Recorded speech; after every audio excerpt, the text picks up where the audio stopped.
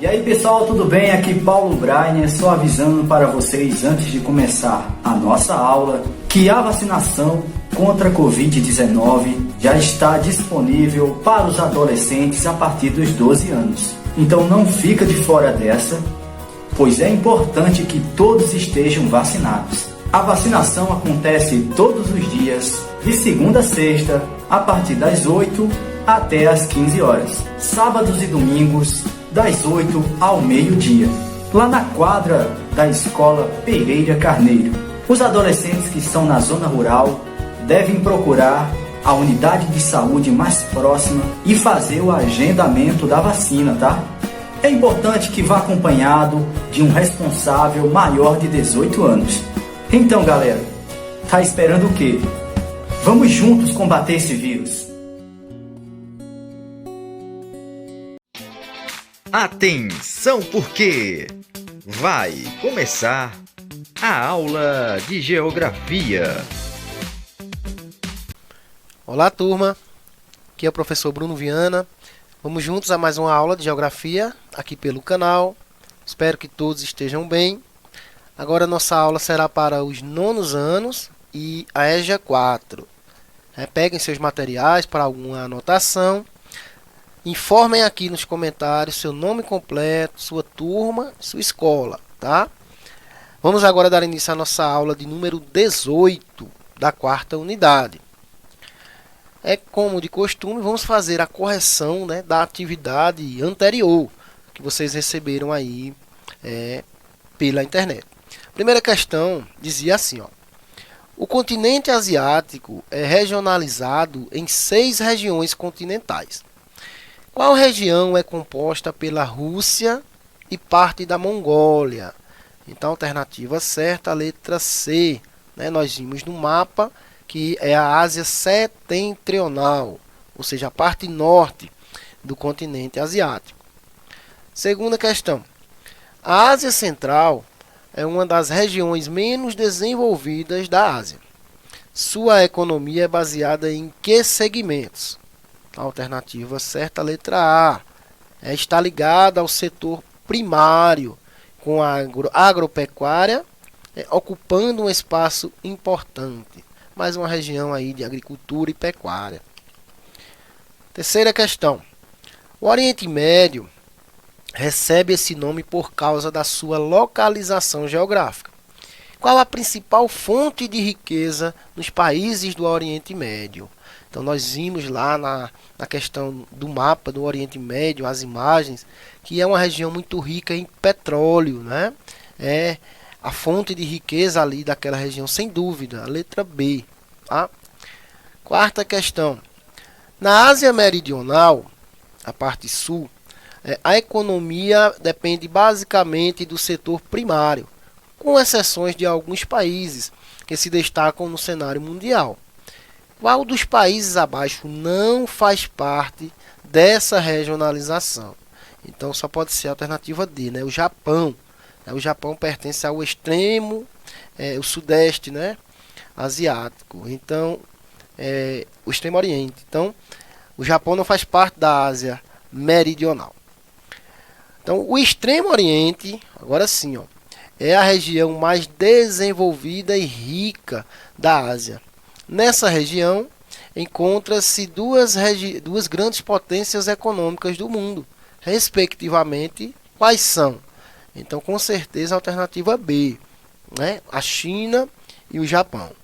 Os países mais ricos aí da Ásia e, na questão da economia global, estão em segundo e terceiro lugar no mundo, né? Em questão de PIB, de economia crescente. Então, aí feitas nossas correções. Conteúdo da aula de hoje, é um conteúdo que vocês naturalmente veem também em outras disciplinas, né? Mas isso é muito importante, essa união. São os recursos naturais e as fontes de energia. Tá? Vamos ver aí a questão geográfica desse assunto. Ó. O que são os recursos naturais? Né? Primeira coisa, são elementos da natureza que são úteis ao ser humano para o cultivo, para a vida em sociedade, no processo de desenvolvimento da civilização ou para a sobrevivência e conforto da sociedade em geral. Podem ser renováveis, como a energia do sol, e não renováveis, né, como o petróleo. Então, como o próprio nome já diz, né, o recurso natural são obtidos da natureza, né, a natureza nos fornece para que o homem transforme e use como energia, como combustível, como fonte de renda e movimentação, né, da sua civilização. Essa imagem mostra aí, ó, vários recursos que nós temos disponíveis. Vai da água, do vento, o petróleo, a madeira e tantos outros recursos. Tá? Como se classificam esses recursos? Olha aí, ó, bem simples. Ó. Eles podem ser recursos renováveis, que são os que podem ser renovados pela própria natureza ou mesmo pela ação do homem, como por exemplo a vegetação, ela pode se regenerar pela natureza e o homem também pode plantar, reflorestar, isso acontece muito. Os próprios animais na natureza, né, ou em cativeiros, em zoológicos, em criadores. E a nossa água, né, que é essa fonte de riqueza que o homem pode e deve saber usá-la com consciência. E os recursos inesgotáveis, olha, são esses, olha, são os que não acabam, ao menos na escala de tempo humana, ou seja, que a natureza fornece e a gente sabe que sempre teremos, né?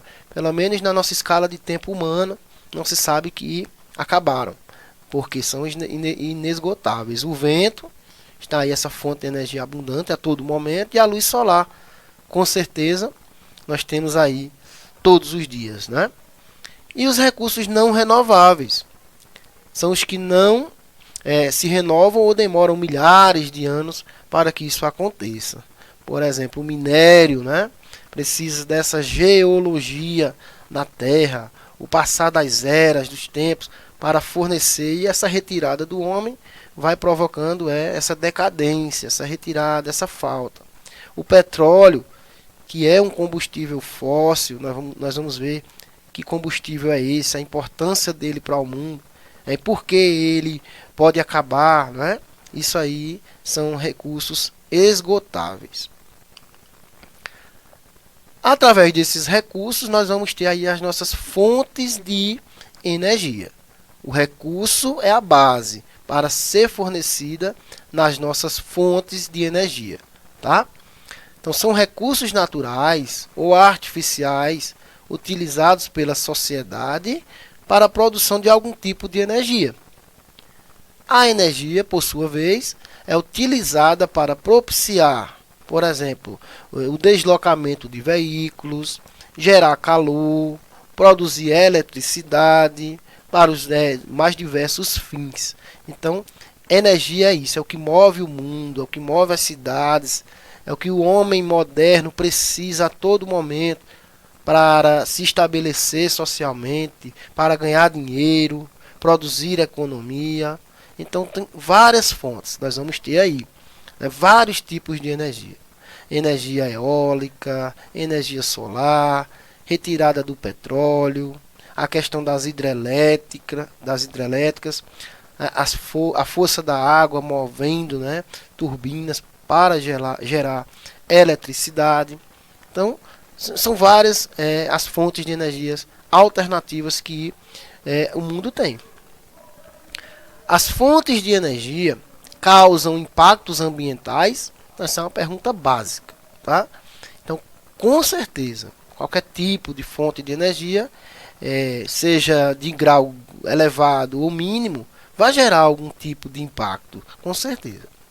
Então, as fontes de energia também possuem relações com questões ambientais, pois, dependendo das formas de utilização dos recursos energéticos, podem causar graves impactos sobre a natureza, que podem ser ocasionados. E nessas imagens nós temos aí, ó, um fato claro de impacto.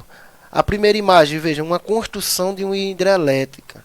Então, todo aquele contexto geológico, aquela região vai ser afetada com essa construção. de forma direta, pelas máquinas, pela retirada das pessoas daquele lugar, e de forma indireta, depois, quando essa barragem estiver totalmente cheia de água, né, até onde o espelho daquela água vai, quem morava ali no curso daquele rio, cidades, vilarejos que viviam às margens desses rios, que vão ter que ser agora abandonados, deixados para trás, porque a água vai inundar.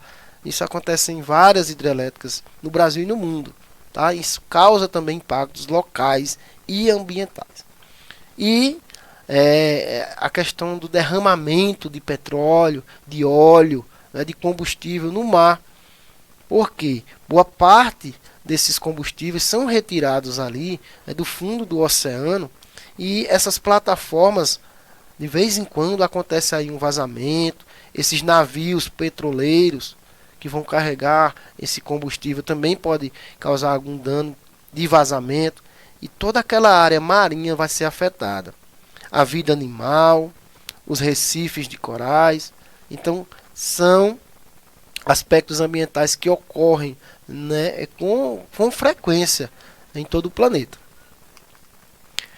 Vazamento de petróleo em plataforma. Essa primeira imagem mostra aí, ó, como uma plataforma, algum erro humano ali ou robótico, aconteceu um vazamento e vai prejudicar toda aquela região. Então, olha aí essa imagem forte, né, de quão perigoso é um vazamento de petróleo em uma plataforma marinha. E o estouro de barragens, olha, principalmente aí de minérios e derivados. O Brasil é um país que carrega em si, né, alguns desastres ambientais nesse sentido. Recentemente nós tivemos 2 grandes estouros de barragens lá no estado de Minas Gerais, né? Quem não lembra, né, de Brumadinho, né, daquela questão do estouro da barragem do Vale do Rio Doce. Olha aí essa imagem. Várias pessoas morreram, outros perderam suas casas, suas vilas, por conta desse rejeito de minério que as indústrias mineradoras produzem, né? E o estouro dessas barragens vão causar isso, né? Brumadinho e Mariana são exemplos desses estouros aqui no Brasil. Impactos sofridos até hoje que não foram ainda recuperados. As fontes renováveis de energia. Como o próprio nome indica, são aquelas que possuem a capacidade de serem repostas naturalmente ou artificialmente. Então o nome já diz, renovável, se renova. Algumas delas, como o vento, né, e a luz solar, são inesgotáveis. Vale lembrar que nem toda fonte renovável de energia é limpa, ou seja, está livre de emissão de poluentes ou de impactos ambientais em larga escala. Então, a fonte pode ser renovável, mas não quer dizer que ela seja limpa, ou que ela não vai causar impacto ambiental. Viu? Isso é diferente. Renovável é uma coisa, limpa é outra. Então, nós vamos ter vários tipos aí de energias renováveis, tá? As hidrelétricas, a eólica, a solar, biomassa. Nós vamos ver um pouco de cada uma rapidamente aí, para a gente ver como funciona. Primeiro, a energia dos ventos, né? A energia eólica, muito crescente no mundo e principalmente aqui no Brasil. Então, o vento é um recurso energético renovável e, portanto, inesgotável. Em algumas regiões do planeta, sua frequência e intensidade são suficientes para a geração de eletricidade. Os ventos ativam as turbinas dos aerogeradores, fazendo com que os geradores convertam a energia mecânica produzida em energia elétrica. Então, o Rio Grande do Norte é o estado brasileiro que mais produz energia eólica. O empecilho dessa energia são os altos custos, né, de equipamentos, de manutenção. Então, essa energia aí, olha, essas torres, né, que vão gerar, com a força do vento, vão girar as hélices, a energia mecânica dentro da turbina vai gerar uma energia elétrica. Então, é fundamental, muito boa essa energia, que pode servir aí para o futuro e já serve para algumas regiões do planeta como a energia principal, tá? Essa imagem de baixo mostra aí, ó, o estado do Rio Grande do Norte, aqui no Brasil, que tem um grande potencial de ventos, né? Pela sua questão geográfica, o litoral nordestino recebe esse vento, né, que vem aí do Atlântico e vai gerar muita energia para aquela região. Tá? Aqui no estado de Pernambuco temos também já regiões que com vales aí de energia eólica, como aqui próximo a Garanhuns nós temos. Então é muito comum essa energia já estar sendo em cada região do Brasil e é importante. Outra energia inesgotável é a solar. Olha. É o aproveitamento da luz do sol para gerar eletricidade e aquecer a água para uso. É também uma fonte inesgotável de energia. Minas Gerais, né, é o estado brasileiro que mais produz energia solar. O empecilho também é os elevados custos. Então, outro tipo de energia que cresce bastante, né, no Brasil, que antes era praticado só por grandes empresas, agora essa energia já está sendo em residências. A própria residência, né, as pessoas estão contratando esse tipo de energia porque no futuro os gastos vão ser menor e também é uma energia renovável, muito importante. Essa imagem aí é de uma usina fotovoltaica em Pirapora, Minas Gerais. Essas placas solar vão reter a luz solar e a partir delas, né, sua corrente de energia vai gerar energia elétrica. Então cresce demais essa energia no Brasil.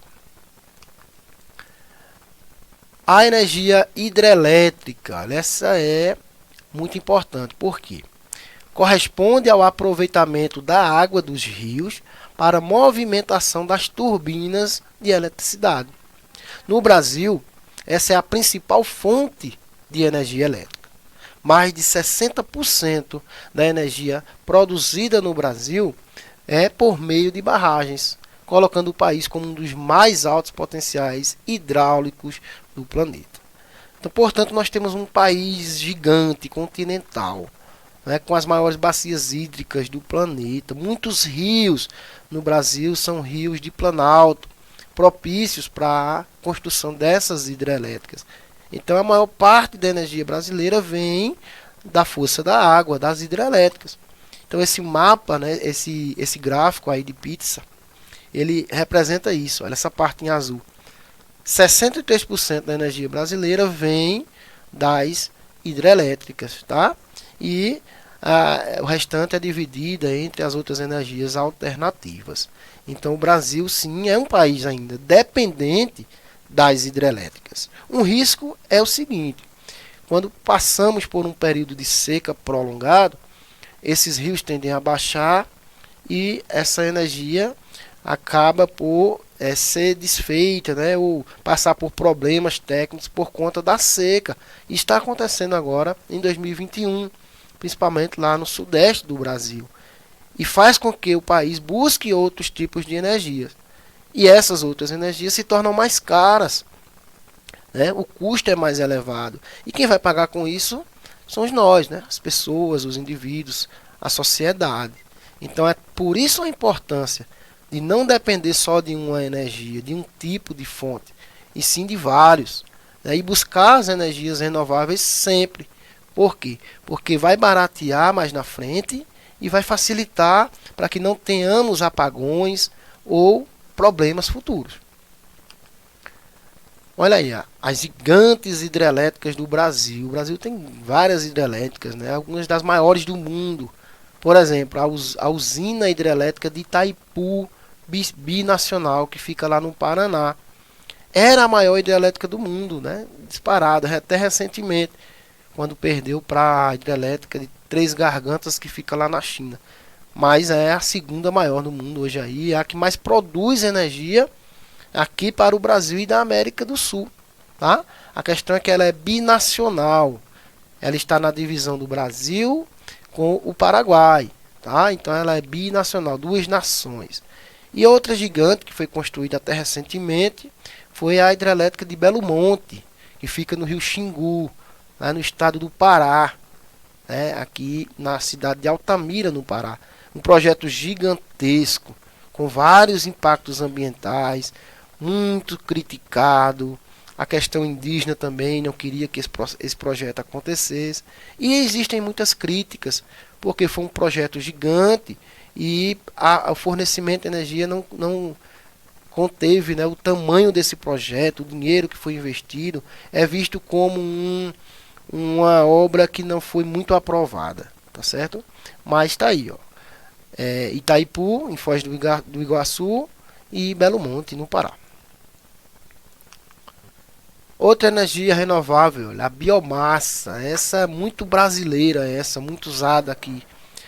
A utilização da biomassa consiste na queima de substâncias de origem orgânica para a produção de energia. Ocorre por meio da combustão de materiais como, por exemplo, as matérias-primas da biomassa podem ser resíduos de madeira, né, resíduos agrícolas, florestais, o próprio milho, resíduos urbanos, industriais, até animais, restos de animais, e os resíduos de cogeração celulósica, é a questão dos papéis. Então, a queima, a utilização desses materiais vão produzir essa biomassa. Sem contar que também é uma derivação biocombustível, né? Muito importante, que aqui no Brasil é produzido pela cana-de-açúcar. Nós temos aí o nosso combustível brasileiro, o etanol. É um dos combustíveis mais naturais, né, mais baratos do mundo, não é questão de cada país. Mas o Brasil é um grande, gigante produtor. Olha aí, ó, as plantações de cana-de-açúcar para a produção desse combustível. Energia das marés, olha, ou maremotriz, tá? A energia das marés, ou maremotriz, é o aproveitamento da subida e descida das marés para a produção de energia. A energia ondomotriz tem a força das ondas como fonte de energia. Veja que interessante, né? A tecnologia nos proporciona. Como a maré, né? O litoral das nossas praias sempre tem maré alta, maré baixa, aquele vai e vem do oceano vai levantar e baixar, vai movimentar essas grandes turbinas e vai gerar essa energia graças à força aí natural do oceano. E também temos a ondomotriz, olha, essas grandes boias aí, ó, gigantes, que vão ser movidas pela força das ondas. Então, quanto mais a onda mexer, mais vai ter força ali para gerar esse tipo de energia. Não são fontes muito usadas em vários países, mas estão aí em crescimento e se aperfeiçoando para melhorar, né, e baratear a energia, já que o oceano, o mar, fornece essa energia gratuitamente. Agora, as fontes de energia não renováveis, tá? Aquelas que não se renovam. Então, são aquelas que poderão esgotar-se em um futuro relativamente próximo. Alguns recursos energéticos, como o petróleo, possuem seu esgotamento estimado para algumas poucas décadas, o que eleva, né, o caráter estratégico desses elementos. Então, dentro dessa energia, nós vamos ter o próprio petróleo, o carvão mineral, que é esgotável, as energias nucleares também, que são radioativas, e o próprio gás natural, certo? A importância desses elementos vão gerar energia. A queima de combustíveis fósseis, olha, fósseis, gente, é porque realmente são fósseis, um dia teve vida, tá? Seja vegetal, as florestas, ou vida animal, né, de milhões e milhões de anos, né, dos tempos dos dinossauros, que com o processo geológico da Terra se transformaram em fósseis e com os milhões e milhões de anos hoje se tornam petróleo, combustível. Podem ser empregadas tanto para o deslocamento de veículos quanto para a produção de eletricidade, né, em estações termoelétricas. Os três tipos principais são o petróleo, o carvão mineral e o gás natural. Essa imagem reflete bem a retirada do petróleo e também tem a questão, né, adversa, que é a poluição. Todo combustível fóssil vai gerar poluição atmosférica graças aos gases poluentes. Olha aí, ó, a questão da poluição, né, do combustível fóssil sendo utilizado na sociedade. Quanto mais carro, mais poluição atmosférica. Quando tem vazamento, né, nas plataformas, a vida animal também vai sofrer. Várias espécies vão até entrar em risco de extinção graças a esse avanço do homem. E por último, essa imagem aí, ó, que é a chuva ácida. Então olha aí, ó, a queima de combustíveis, a poluição na atmosfera faz com que a própria chuva se torne ácida graças aos elementos químicos que vão junto dessa atmosfera. Isso vai causar um grande impacto urbano e também rural. Dentro da fonte de energia não renovável, vamos ter aí vantagem e desvantagem. A vantagem é que possui uma eficiência energética, sua queima libera grandes quantidades de energia e apresenta facilidade na localização, né, dos reservatórios. Porém, as desvantagens são essas. Ó. A queima desses combustíveis vão liberar os gases de poluição que vão danificar a nossa camada de ozônio e, de certa forma, com certeza, intensificar o próprio aquecimento do planeta. Acelerar um aquecimento global, né? Que isso o ser humano faz. Ele acelera um processo que era para ser natural, demorar, mas ele acelera. Então, isso aí, ó, um pouco das referências da nossa pesquisa. Obrigado pela atenção e até a próxima aula.